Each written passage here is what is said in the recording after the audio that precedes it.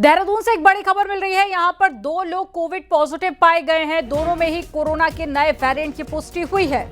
गुजरात और महाराष्ट्र से आए 2 लोगों में कोविड पाया गया है। एक व्यक्ति सत्संग में शामिल होने के लिए ऋषिकेश आया था। दोनों ही मरीजों का ऋषिकेश एम्स में टेस्ट किया गया। हालांकि स्वास्थ्य सचिव का कहना है कि दोनों ही केस उत्तराखंड के रिकॉर्ड में नहीं चढ़ेंगे क्योंकि ये बाहर से आए हैं।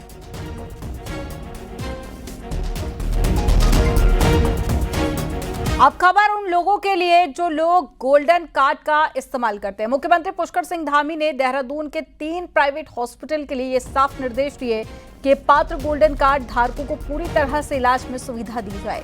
महंत इंद्रेश अस्पताल, जॉली ग्रांट अस्पताल और ग्राफिक एरा अस्पताल के लिए मुख्यमंत्री पुष्कर सिंह धामी ने साफ कहा कि इलाज की जिन लोगों के पास भी गोल्डन कार्ड है उन सभी लोगों को सभी जरूरी चिकित्सा सुविधाएं तीनों ही अस्पताल देते रहें।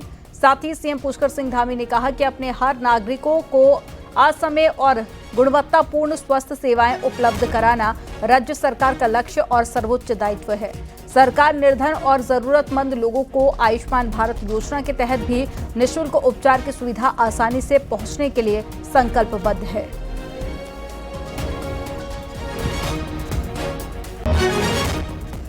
रविवार को हेमकुंड साहिब के कपाट खुल रहे हैं और उससे पहले न्यूज़ 18 की टीम भी हेमकुंड साहिब पहुंची, जहां पर अभी पवित्र गुरुद्वारे को रंग बिरंगे फूलों से सजाया गया है। धीरे धीरे सिख यात्री भी हेमकुंड साहिब पहुंच रहे हैं।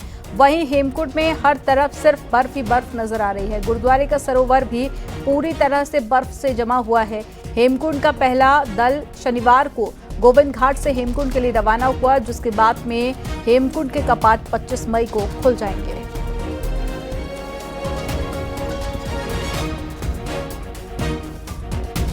चमोली की विश्व प्रसिद्ध हेमकुंड साहिब यात्रा रविवार से शुरू होने जा रही है, लेकिन इससे आप इस यात्रा मार्ग पर 6 किलोमीटर के ट्रैक पर बड़े बड़े ग्लेशियर अभी भी नजर आ रहे हैं। करीब 50 मीटर लंबे ग्लेशियर हेमकुंड साहिब के पैदल मार्ग पर इस बार नजर आएंगे।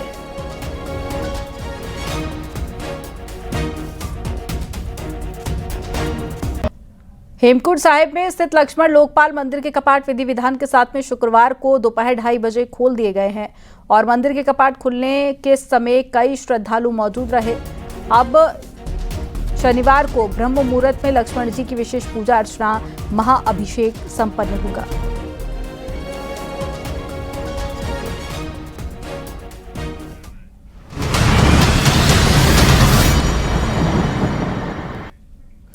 चारधाम यात्रा अब रफ्तार पकड़ने लगी है। बद्रीनाथ धाम के कपाट खुलने के बाद में अब तक धाम में 2,94,000 श्रद्धालु बद्री विशाल के दर्शन कर चुके हैं। वहीं यात्रियों को किसी भी तरह की कोई दिक्कत ना हो, इसके साथ ही यात्रा रूट पर प्रशासन की टीम तैनात है जो यात्रियों की मदद कर रही है ताकि बाहर से आने वाले लोगों को किसी तरह की कोई दिक्कत ना हो।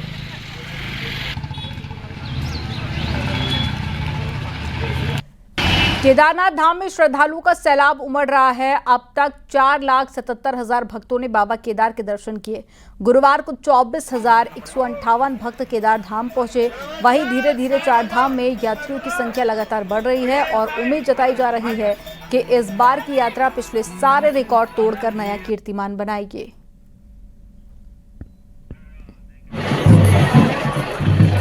उत्तरकाशी में गंगोत्री यमुनोत्री धाम में अब तक 4,29,000 से ज्यादा यात्री दर्शन कर चुके हैं और यमुनोत्री धाम में सबसे ज्यादा 2,22,000 यात्री पहुंचे, जबकि गंगोत्री में 2,07,000 यात्री दर्शन कर चुके हैं।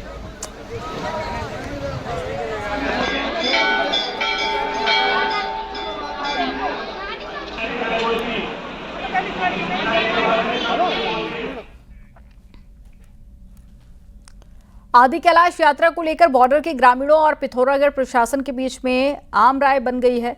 डीएम की मौजूदगी में हुई मीटिंग में तय हुआ कि गौरीकुंड के लिए शटल सर्विस शुरू की जाएगी। साथ ही ग्रीन टैक्स के लिए भी ग्रामीणों को इजाजत दी गई है, लेकिन टैक्स सरकारी संस्था के माध्यम से होगा। इसके अलावा घोड़ों को भी किराए में कमी करने पर सहमति बन गई है और यही नहीं, यात्रियों की स्वास्थ्य और साथ ही ट्रेन घोड़ों में ही सफर कराने को कहा गया है।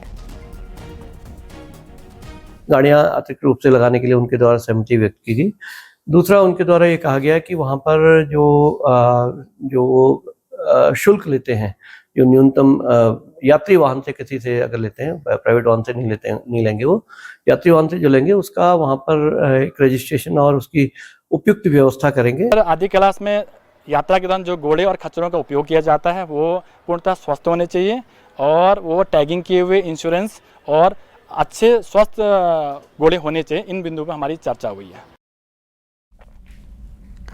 नीति आयोग की 10वीं गवर्निंग काउंसिल की बैठक शनिवार को दिल्ली में होगी। इसके लिए मुख्यमंत्री पुष्कर सिंह धामी अधिकारियों के साथ में दिल्ली पहुंच गए हैं और इस बार मजबूती के साथ में उत्तराखंड का पक्ष रखने की तैयारी है। नीति आयोग की मीटिंग में सीएम पर्यावरणीय सेवाओं के बदले उत्तराखंड को ग्रीन बोनस देने की सालों पुरानी मांग को एक बार फिर से उठा सकते हैं। सीएम चारधाम यात्रा, कांवड़ यात्रा और पर्यटन की दृष्टि से हर साल आने वाले करोड़ों श्रद्धालुओं के लिए बुनियादी सुविधाएं जुटाने में एवज हैं और विशेष केंद्रीय सहयोग की मांग उठा सकते हैं। इसके अलावा अवस्थापना, विकास कार्यों और विस्तार निर्माण लागत का विषय भी मुख्यमंत्री पुष्कर सिंह धामी प्रमुखता के साथ में मीटिंग में उठा सकते हैं। रविवार को मुख्यमंत्री प्रधानमंत्री नरेंद्र मोदी की अध्यक्षता में होने वाली मुख्यमंत्री परिषद की मीटिंग में भाग लेंगे।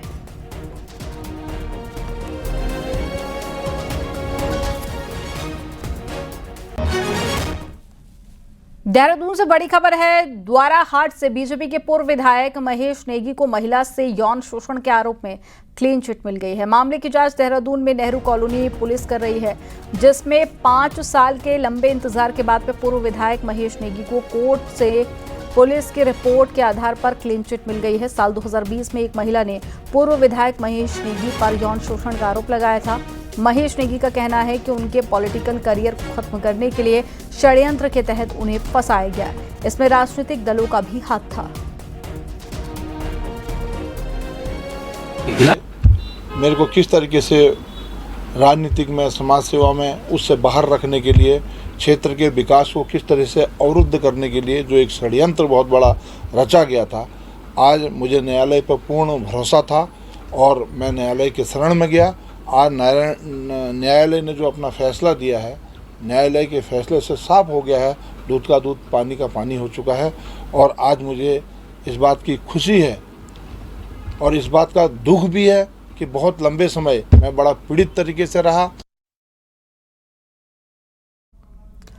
उत्तराखंड क्रिकेट बोर्ड को लेकर हाईकोर्ट ने कई निर्णय दिए हैं और कोर्ट ने बोर्ड में उपाध्यक्ष पद पर नियुक्ति को हरी झंडी दिखा दिया। हालांकि कोर्ट ने इस याचिका का स्कोप और भी ज्यादा बढ़ा दिया और खेल सचिव का आदेश दिया है कि राज्य के सभी स्टेडियम सुबह 7 बजे से लेकर शाम 8 बजे तक युवाओं और खिलाड़ियों के लिए खुले रहेंगे। कोर्ट ने टिप्पणी करते हुए कहा कि क्यों राज्य में आईपीएल और बड़े स्तर पर क्रिकेट नहीं हो रहा है, पौड़ी टिहरी में क्यों स्टेडियम तैयार नहीं किए जा रहे हैं। कोर्ट ने क्रिकेट एसोसिएशन को आदेश दिया कि सोमवार को वो सचिव खेल को प्रत्यावेदन देंगे और उस पर जल्द ही उनको निर्णय लेना होगा। सीएयू अपनी स्पेशल जनरल मीटिंग कंडक्ट कर सकेगी और जो उसमें वाइस प्रेसिडेंट की पोस्ट के ऊपर जो इलेक्शन ड्यू है उसको भी रेटिफाई कर सकेगी। तो रिट के स्कोप को इनलार्ज करते हुए खेल सचिव को ये आदेश दिए कि देहरादून में जो स्टेडियम है और जो हल्द्वानी में स्टेडियम है, इसको सीएयू को एक मेमोरेंडम ऑफ अंडरस्टैंडिंग साइन करके दिया जाए, जिससे कि क्रिकेट की एक्टिविटीज़ को यहाँ पर प्रमोट किया जा सके और बहुत सारे नेशनल और इंटरनेशनल मैचेस भी हल्द्वानी और देहरादून में कंडक्ट कराए जा सकें। पिथौरागढ़ में कम्युनिटी एफएम रेडियो स्टेशन शुरू हो गया है और पंचशूल प्लस नाम का रेडियो कुमाऊं का पहला ऐसा एफएम रेडियो है जिसका संचालन इंडियन आर्मी करेगी। हिल से दिल तक टैगलाइन वाले एफएम के जरिए जहां आर्मी खुद को लोगों से कनेक्ट करेगी, तो वहीं इसके जरिए एंटरटेनमेंट के साथ में सूचनाएं भी मिल सकेंगी। आपको रिपोर्ट दिखाते हैं। चीन और नेपाल बॉर्डर से सटे पिथौरागढ़ का सेना से करीबी रिश्ता रहा है। यहाँ पर हर परिवार किसी न किसी तरह इंडियन आर्मी से जुड़ा है। इस रिश्ते को आगे बढ़ाने में अब सेना का पहला सामुदायिक एफएम रेडियो भी अहम रोल अदा करेगा। पंचशूल प्लस नाम के एफएम रेडियो का प्रसारण 28.8 पर होगा और ये community radio army, local administration और LAC पर बसे गाँव को एक सूत्र में पिरोएगा। यहाँ की जो कम्युनिटी है, इसकी जो डेवलपमेंट, इस रीजन की जो डेवलपमेंट है, इसके साथ कैसे इसका तालमेल किया जाए और इंडियन आर्मी इसमें जो कंट्रीब्यूशन कर रही है उसको कैसे कम्युनिटी और रीजन तक पहुंचाया जाए। रेडियो के जरिए सैलानियों के साथ ही लोगों को भी मौसम और रोड के बारे में जानकारी मिल सकेगी। साथ ही आर्म्ड फोर्स, पुरुष सैनिक, महिला लीडरशिप और युवाओं को भी यहाँ पर एक प्लेटफॉर्म मिलेगा। कुमाऊनी परंपराएं, लोक संगीत और पर्वों को आगे बढ़ाने में भी पंचशूल प्लस अहम रोल अदा करेगा। और यही नहीं, लोक कलाकारों और स्टूडेंट्स के लिए सेना का FM रेडियो काफी मददगार साबित हो सकता है। ये कम्युनिटी रेडियो स्टेशन पंचशूल जो हमारे उत्तराखंड का विशेष तौर पर सोर घाटी का जो कल्चर है, यहाँ की जो विशिष्टता है, यहाँ के जो गायन है, यहाँ का जो वादन है, यहाँ के जो कलाकार हैं, यहाँ की जो छिपी हुई प्रतिभाएं हैं, उनको भी सामने लाने के लिए एक बहुत बढ़िया प्लेटफॉर्म होगा। अच्छा इनिशिएटिव लिया है आर्मी ने कि हमको एक रिमोट टाउन है पिथौरागढ़ और उन्हें एक हमें रेडियो स्टेशन प्रोवाइड किया है। So it's I think a great opportunity for us. और ऊपर से ये हमारे स्कूल में खुला है तो हम बच्चों को भी अलग अलग चीज़ों के बारे में सीखने को मिल रहा है कि how to really do radio. Panchshul plus FM radio जहां 70% एंटरटेनमेंट प्रोग्राम प्रसारित करेगा, वहीं 30% इंफॉर्मेशन भी लोगों को मिलेगी। इंफोटेनमेंट FM रेडियो बॉर्डर के इलाकों की समस्याओं और विकास से जुड़ी चुनौतियों पर चर्चा का केंद्र भी बन सकता है। न्यूज़ 18 के लिए पिथौरागढ़ से विजयवर्धन उप्रेती की रिपोर्ट। अवैध प्लॉटिंग पर एक बार फिर से MDDA का बुलडोजर गरजा है। मसूरी देहरादून विकास प्राधिकरण की टीम ने बुलडोजर कार्रवाई करते हुए विकासनगर के सहसपुर के शेरपुर गांव में हाईवे के किनारे 5 बीघा अवैध प्लॉटिंग को ध्वस्त कर दिया। इस दौरान बड़ी संख्या में पुलिस फोर्स भी तैनात रही।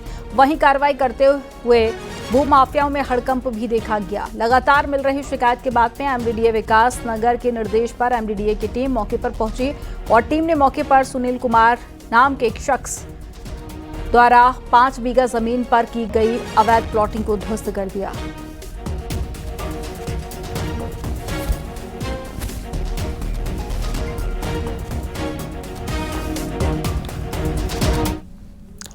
उत्तराखंड को यूपी से अलग हुए 25 साल हो गए, लेकिन संपत्तियों पर कब्जे के विवाद ना सुलझना उत्तराखंड की पब्लिक पर भारी पड़ रहा है। बनबसा में करीब 100 साल पुराना पुल टूटने की कगार पर है, पर यूपी सिंचाई विभाग परमिशन नहीं दे रहा है। तो रुड़की में यूपी सिंचाई विभाग ने जमीन खाली करने के लिए दुकानदारों को नोटिस थमा दिया है। आपको रिपोर्ट दिखाते हैं।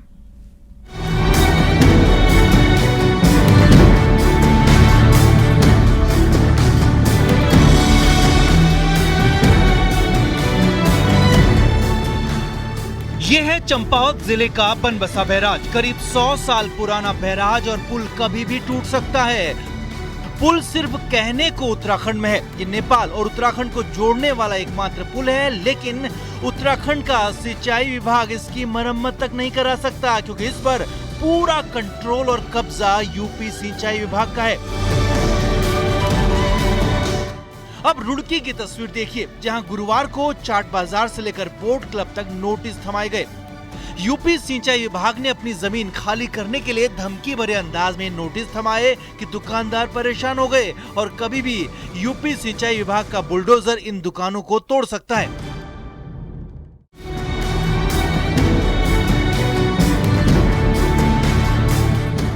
हरिद्वार की खड़खड़ी शमशान घाट पर अंतिम संस्कार के बाद स्नान और अस्थि विसर्जन के लायक गंगा जल नहीं मिलता, जबकि गंगा उत्तराखंड से निकलती है। हरिद्वार भी उत्तराखंड में है, लेकिन हरिद्वार में नहरों पर, घाटों पर पूरा कंट्रोल और कब्जा यूपी सिंचाई विभाग का है। इकबालपुर नहर से हरिद्वार के किसानों को सिंचाई के लिए गंगा का पानी नहीं मिलता, क्योंकि यूपी सिंचाई विभाग ये नहीं चाहता और इसीलिए होने भी नहीं देता। अब किसान को पानी लेना हो, टूटा पुल बनाना हो, अंतिम संस्कार के बाद अस्थि विसर्जन करना हो, दुकान बनानी हो, हर काम के लिए यूपी सिंचाई विभाग को हाथ जोड़कर मिन्नतें करनी पड़ती हैं। वरना उत्तराखंड का सिंचाई विभाग पत्ता भी नहीं हिला सकता। और ये हाल राज्य बनने के बाद 25 साल बाद का है। यूपी सिंचाई विभाग की इस दादागिरी से परेशान पब्लिक हो रही है। अतिक्रमण जो जहाँ भी मैपिंग हो रही है, मैपिंग के बाद जो भी चिन्हित हो जाते हैं, पहले उनको नोटिस दिया जाएगा। अगर अस्थायी निर्माण है तो त्वरित कार्यवाही करते हुए तत्काल हटाए जा रहे हैं। और जहाँ पक्के निर्माण कहीं हैं पुराने, अभी नया निर्माण तो कोई नहीं है, उनको मैपिंग और लीगल कार्यवाही करके समय दिया जाता है। राज्य बनने के बाद दोनों ही राज्यों में संपत्ति विवाद निपटा दिए गए होते तो 25 साल बाद यूपी सिंचाई विभाग उत्तराखंड को ऐसे हर रोज आंखें नहीं दिखा पाता। पर्यटन, ऊर्जा, वन, रोडवेज जैसे कई विभागों के मसले बीते सालों में सुलझ चुके हैं, लेकिन पानी, जमीन, पुल, डैम, खेतों में सिंचाई, यूपी सिंचाई विभाग का इनमें सबसे बड़ा रोल है और उसके आगे उत्तराखंड का सिंचाई विभाग बेबस है। पूर्व सिंचाई मंत्री और नेता विपक्ष यशपाल आर्य की माने तो यूपी में जब समाजवादी पार्टी की सरकार थी तो उत्तराखंड में कांग्रेस सरकार ने बात आगे बढ़ाई थी, पर अब सभी जगह बीजेपी सरकार होने के बाद भी बात बन नहीं रही, जबकि सिंचाई मंत्री सतपाल महाराज विवाद सुलझने का भरोसा दे रहे हैं। यहाँ पर जो भी डैम है वो सिंचाई विभाग उत्तर प्रदेश के अधीन है और हमारा इसमें कहीं से कहीं तक कुछ भी अधिकार नहीं है और निश्चित रूप से उत्तराखंड के साथ ये सौतेला व्यवहार दोनों सरकारें कर रही हैं। कहा ना कि उत्तर प्रदेश में भी भारतीय जनता पार्टी की बीजेपी की सरकार है, उत्तराखंड में भी बीजेपी की सरकार है और देश में भी बीजेपी की सरकार है। परिसंपत्तियों का बंटवारा आज तक नहीं हो पाया है। मेरा मानना है कि 10,000 करोड़ से ज़्यादा की परिसंपत्तियाँ यूपी के अधीन है। नहीं, इसमें हम योगी जी के पास जा रहे हैं, मुख्यमंत्री उत्तर प्रदेश, और उनके सामने अपना प्रस्ताव रख रहे हैं। हमने कहा कि 3-3 महीने में रिव्यू होना चाहिए और जो हमारे छोटे नाले वाले हैं उनकी साफ़ सफाई होनी चाहिए ताकि निकासी हो सके पानी की। जब पानी भर जाता है तो उसकी निकासी नहीं हो पाती है और काफ़ी अतिक्रमण हमारे नालों पे हो चुका है। मुख्यमंत्री जी भी जा रहे हैं और काका धामी जी भी जा रहे हैं और वहाँ जा कर के पूरी बात करेंगे और जो भी मसले अभी बिना जो सुलझे हुए नहीं हैं उनको सुलझाने का प्रयास करेंगे। यूपी से अलग हुए 25 साल हो चुके हैं और 25 साल बाद भी यह हाल है कि यूपी सिंचाई विभाग की धमक के आगे उत्तराखंड के कई काम अटके और लटके हैं। उत्तराखंड के सामने बात और मिन्नतें करने के अलावा कोई रास्ता फिलहाल नहीं है और ऐसे में तब तक पुल बनाने, अस्थियां बहाने, नहर में पानी चलाने और दुकान बचाने के लिए भी पब्लिक को परेशान होना ही पड़ेगा, अपनी ही जमीन के लिए रोना ही पड़ेगा। रुड़की से मनोज, अल्मोड़ा से किशन के साथ दीपांकर भट्ट, न्यूज़ 18 देहरादून। उत्तराखंड की जमीन पर यूपी सिंचाई विभाग के कब्जे के बाद में हालात कितने खराब हैं, इसका उदाहरण रुड़की में दिख रहा है। राज्य बनने के बाद से लेकर अब तक रुड़की के सोलानी पार्क का जीर्णोद्धार नहीं हो सका है। पार्क यूपी और उत्तराखंड परिसंपत्तियों के बंटवारे की भेंट चढ़ा हुआ है।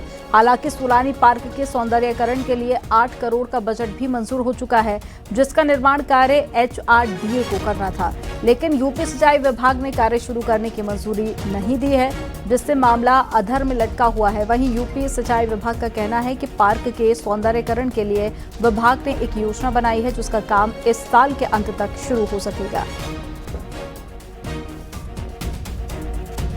नहरों के बीच का पार्क है, उस पर किसी अन्य संस्था को हम कोई भी कार्य करने की अनुमति नहीं दे सकते।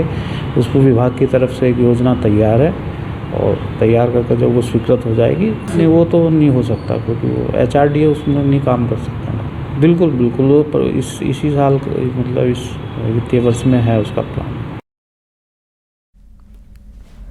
बोर्ड परीक्षा का रिजल्ट आए हुए कई दिन बीत चुके हैं। ऐसे में अब स्टूडेंट्स हायर एजुकेशन की तरफ देख रहे हैं, लेकिन आपको जानकर हैरानी होगी कि उत्तराखंड के विश्वविद्यालयों ने अभी तक अपने यहां एडमिशन के लिए दरवाजे तक नहीं खोले हैं। रिपोर्ट में दिखाते हैं।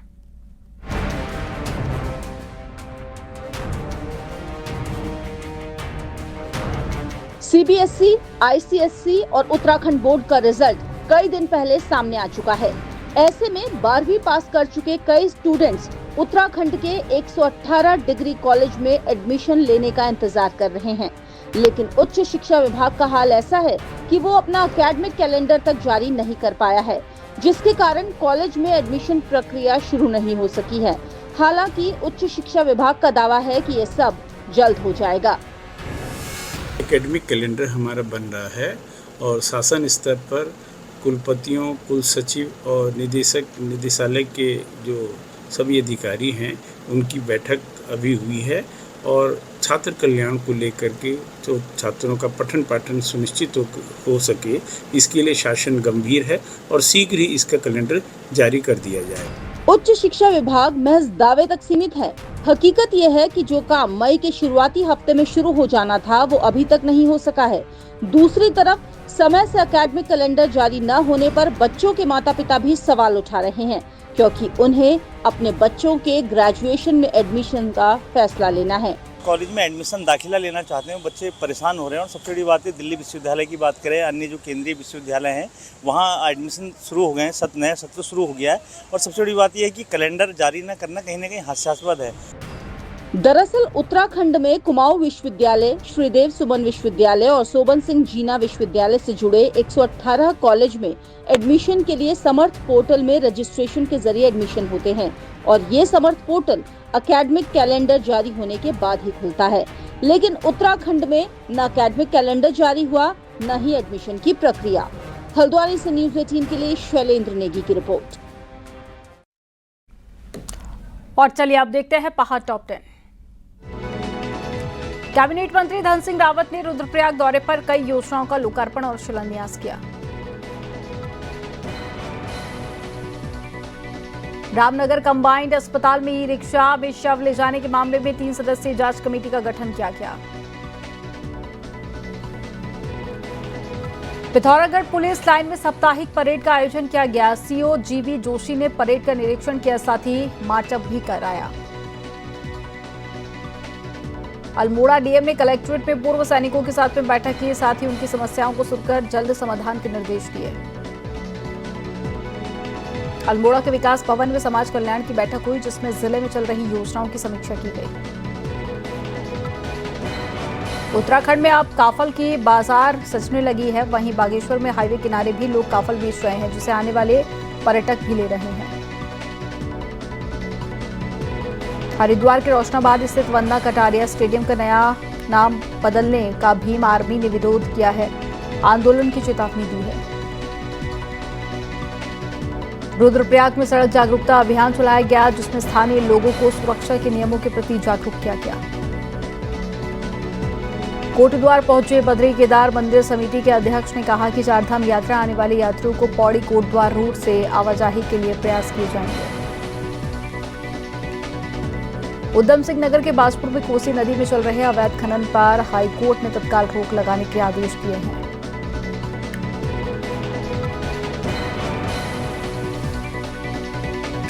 पौड़ी नगर पालिका और श्रीनगर नगर निगम प्रशासन इन दिनों आपस में भिड़े हुए हैं। दरअसल नगर पालिका पौड़ी के क्षेत्र में बीते दिनों अचानक से निराश्रित गोवंश की तादाद में बढ़ोतरी आ गई है। पौड़ी नगर पालिका प्रशासन का आरोप है, इसके पीछे श्रीनगर नगर निगम प्रशासन है, जो कि अपने क्षेत्र से गोवंश को पकड़कर पौड़ी नगर पालिका के क्षेत्र में छोड़ रहे हैं। बताया जा रहा है कि श्रीनगर नगर निगम प्रशासन द्वारा इन गोवंशों को पौड़ी के गढ़ोली में छोड़ा गया, जिसका एक वीडियो सोशल मीडिया पर काफी तेजी से वायरल हो रहा है।